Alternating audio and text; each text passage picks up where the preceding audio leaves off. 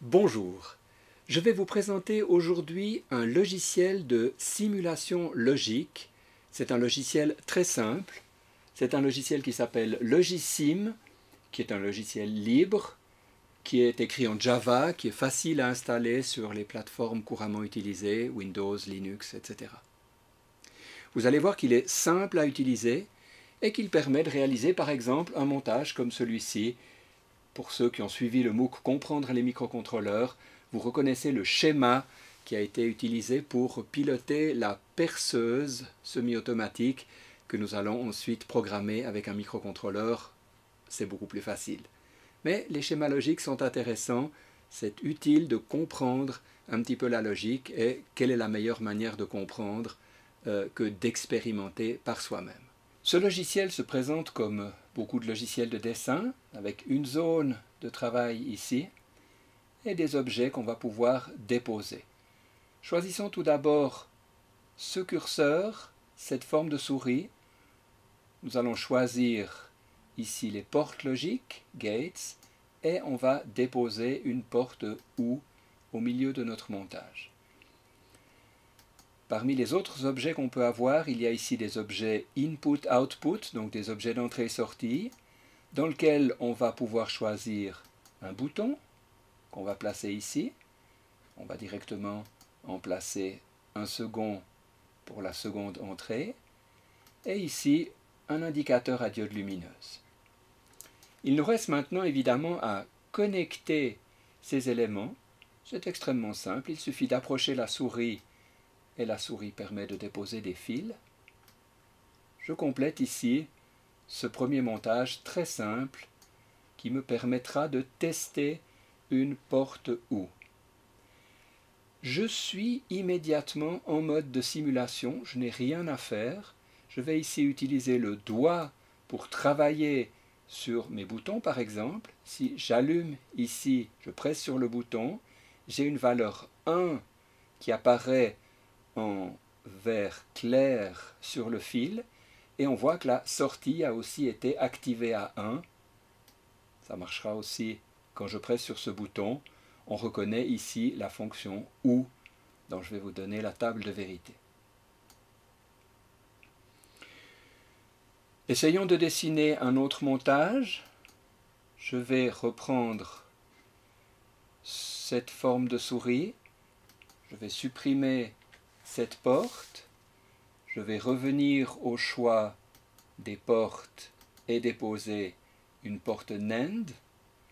Là, ça va être plus difficile de la faire fonctionner, vu que je suis incapable de presser sur les deux boutons en même temps avec ma souris.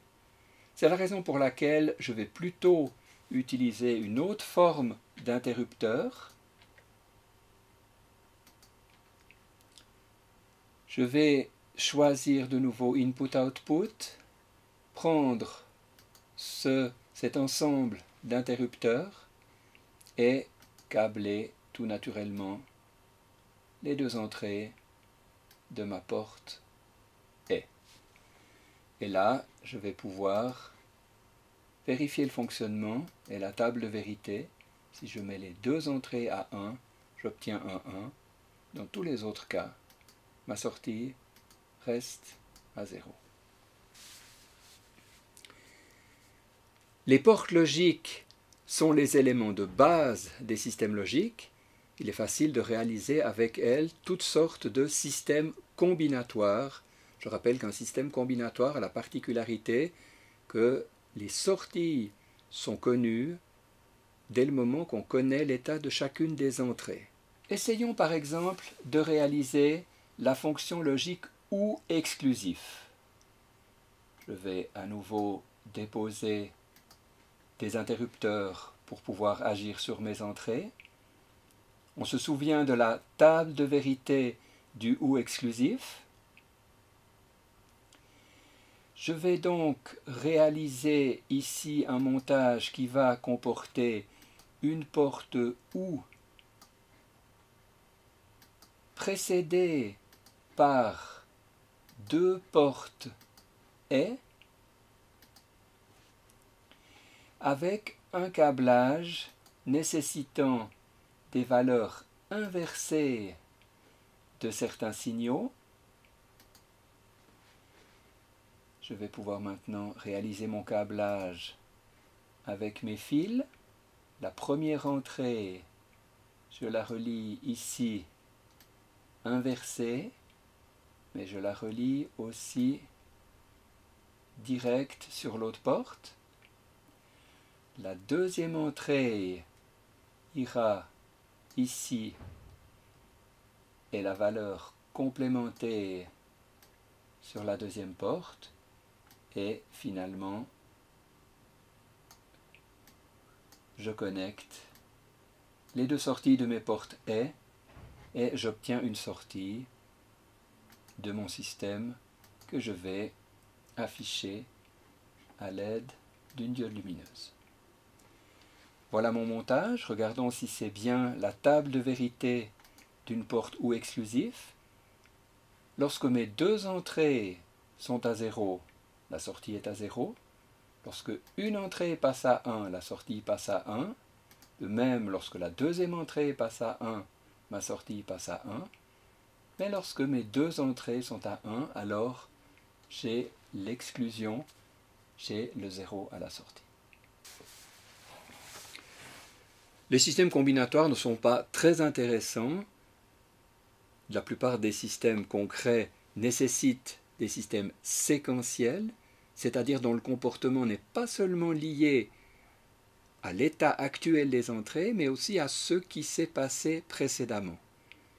Et vous allez voir que de très simples montages utilisant des portes, qui sont des systèmes combinatoires, permettent déjà de réaliser des systèmes séquentiels, et nous allons ici prendre l'exemple de la bascule set-reset. Je repars d'un écran vide, je vais déposer deux portes nord. Bien que le montage soit symétrique, je vais les dessiner de cette manière-là pour qu'on comprenne bien ce qu'on réalise. Je vais ici utiliser des interrupteurs pour agir sur la première entrée de mon système, pour agir sur la deuxième entrée de mon système. Je les relie sur la première porte, sur la deuxième porte. Je relie ces deux portes ensemble. Je vais afficher l'état de cette sortie, également l'état de cette sortie.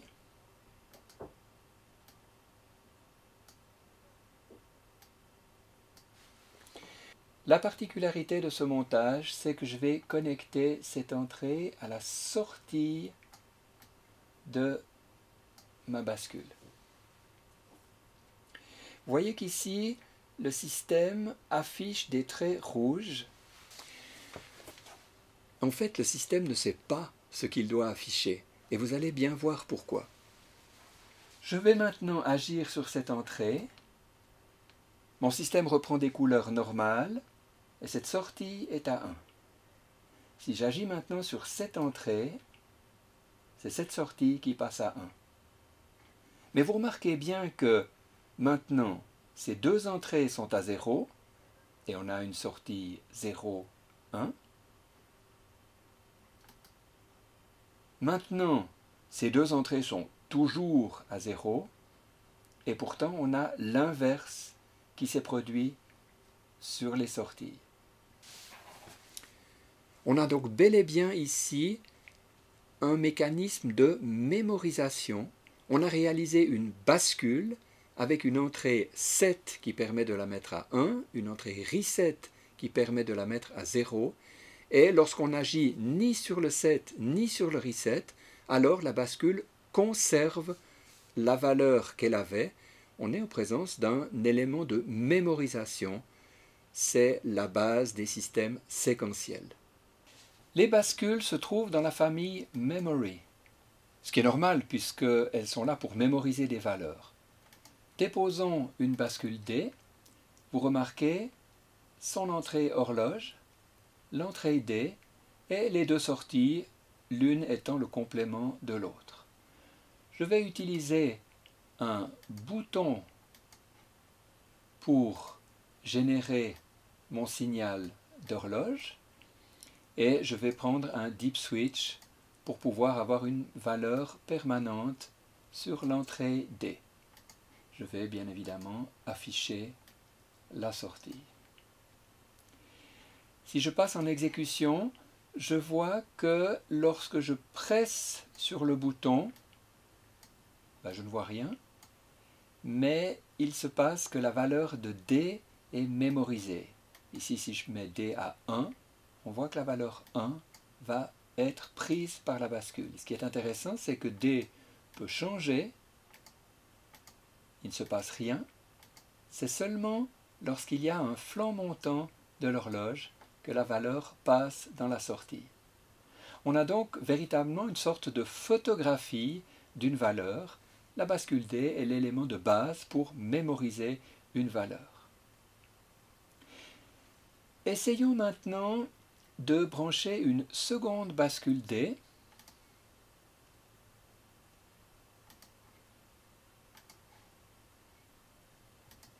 En utilisant la même horloge, en reliant la sortie à l'entrée D de la suivante. Et nous allons voir un effet de décalage des données. Ici, j'affiche la seconde sortie. Je vais par exemple faire passer la valeur 1 dans ma première bascule. Si je mets une valeur 0, maintenant ce 0 va passer ici et ce 1 va se retrouver ici.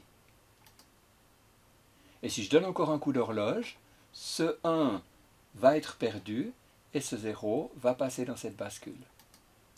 Je vais maintenant essayer d'envoyer deux valeurs 1 successivement.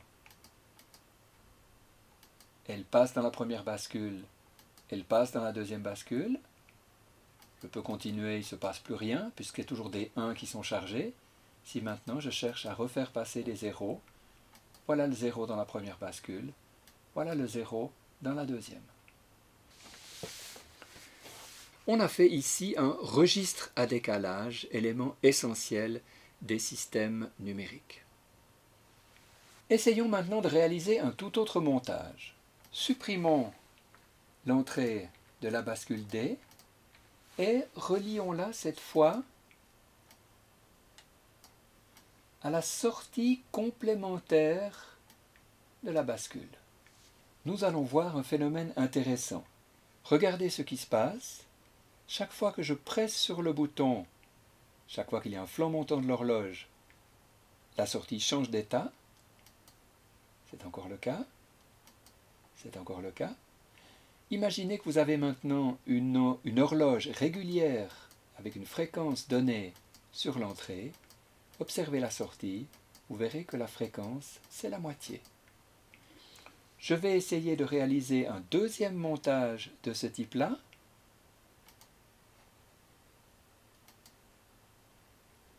Je vais relier l'horloge ici à cette sortie. Je vais relier de nouveau l'entrée D à la sortie complémentaire de sa bascule. Je vais afficher le résultat. Et je vais voir maintenant que la fréquence ici, vous pouvez l'observer, sera encore 2 fois plus lente que celle-là, donc 4 fois plus lente que celle-là. Vous voyez le phénomène. Je vais m'amuser maintenant à compter en binaire, avec le premier chiffre ici, le deuxième chiffre ici. J'ai 0, 1, 10, 11, 0, 1, 10, 11. Si je traduis maintenant en décimale, j'aurai 0, 1, 2, 3, 0, 1, 2, 3. J'ai réalisé ici un compteur binaire et c'est extrêmement utilisé, par exemple dans les ordinateurs. Le compteur ordinal, le program counter du processeur, c'est justement un compteur binaire. Je vous propose maintenant, pour terminer, de reprendre le montage que nous avions tout au début, celui de la commande de la perceuse, et nous allons essayer de voir comment il s'exécute. Vous remarquez que nous avons 3 entrées, l'entrée Start, les 2 capteurs de fin de course bas et haut. Nous avons 2 sorties qui permettent de faire avancer le moteur dans les 2 sens. Généralement, on se trouve dans la situation où l'interrupteur haut est activé, c'est-à-dire la perceuse est en haut et le moteur est arrêté. On peut avoir des coups d'horloge. Je vous rappelle que nous avons un système avec une horloge permanente, par exemple à 100 Hz. Il ne se passe rien sur la sortie pour le moment. Par contre, lorsque l'utilisateur presse sur le bouton Start, au premier coup d'horloge, le moteur se met en marche et la perceuse descend. Je continue mes coups d'horloge, il ne se passe rien de particulier. Il ne va rien se passer non plus lorsque on quitte le haut, lié au mouvement. L'utilisateur très probablement ne va pas garder son doigt sur le bouton Start. On continue toujours à descendre. Maintenant, c'est seulement lorsqu'on arrive en bas que le sens va changer, que la sortie recul va être activée. On va probablement quitter le bas.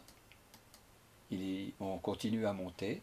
Et c'est seulement lorsqu'on va arriver en haut que le système va s'arrêter et nous avons terminé un cycle. Vous voyez que ce logiciel permet très simplement de dessiner des schémas et de les simuler. Ça va vous permettre de vous familiariser avec les portes logiques, avec les bascules et peut-être faire des montages plus compliqués. Mais je vous rappelle que, par exemple, pour ce montage, ce sera beaucoup plus simple de le réaliser avec un microcontrôleur. En effet, il faudrait un circuit intégré pour ces 2 bascules, un circuit intégré pour générer l'horloge, plusieurs circuits intégrés pour les différentes portes logiques, alors qu'avec un microcontrôleur, il est possible de réaliser toute l'application avec un seul circuit intégré. Et ce qui est intéressant, c'est qu'on a un dispositif très flexible puisqu'on peut le reprogrammer à tout moment.